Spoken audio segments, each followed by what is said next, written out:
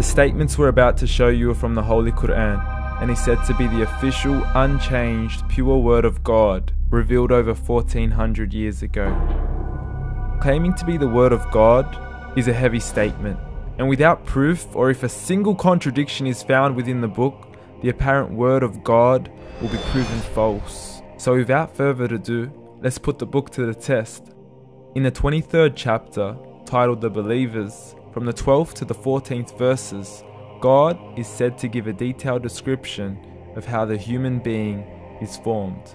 It begins by saying, "We then placed him as a sperm drop in a place of settlement, firmly fixed.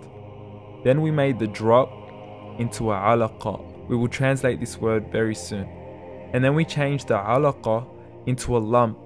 Then we made out of that lump into bones. And then we clothed the bones with flesh. Then we caused him to grow and come into being and attain the definitive human form."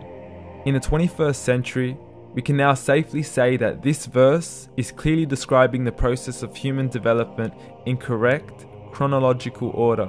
However, what we should be paying attention to in particular is the second stage, referring to the development of the embryo. The specific word used to describe the embryo in this verse is the word Alaqah.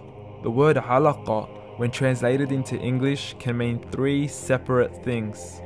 Firstly, a blood clot, or to be suspended, that is to be hanging or clinging to something, or thirdly and finally, a leech. Now, all three definitions don't come anywhere near what we perceive to be the human embryo. So, why are these words used, and what significance do they share with the human embryo? Can the embryo be described as a blood clot? Well, what do you think? In the 3rd week of embryonic development, a tubular heart joins with the blood vessels to form a primordial cardiovascular system, and by the end of the 3rd week, the blood is circulating and the heart begins to beat on day 21. The first thing that comes to mind in regards to being suspended or hanging is the umbilical cord. But we can't use that example because we are simply referring to step 2, before the baby has even formed. But we now know today that the umbilical cord is formed from the connecting stalk. And the connecting stalk is formed as soon as the embryo is formed. The embryo's connecting stalk has even been described by John Allen and Beverly Kramer as an object to suspend the developing embryo in the extra embryonic column. So an embryo is suspended and does have a strong resemblance with the blood clot. What on earth would an embryo have to do with a leech? Figure A shows the structure of an embryo at 25 days. Figure B shows a leech. Now please note once again that the embryo in this stage is no greater than the size of a kernel of wheat.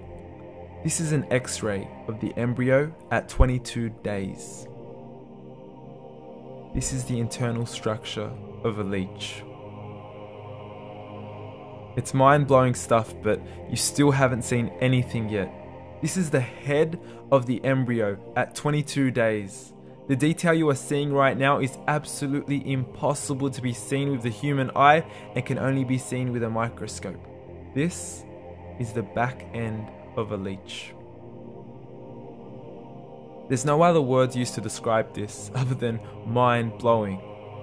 The pictures we have shown you are impossible to be seen with the human eye or even to be predicted by the human mind. Once again, the verses we have shown you were revealed over 1400 years ago to a man who couldn't read nor write. Are these the words of God? Descriptions of the human embryo in the Qur'an cannot be based on scientific knowledge in the 7th century. The only reasonable conclusion is that these descriptions were revealed to Muhammad from God, from God, from God, from God, from God.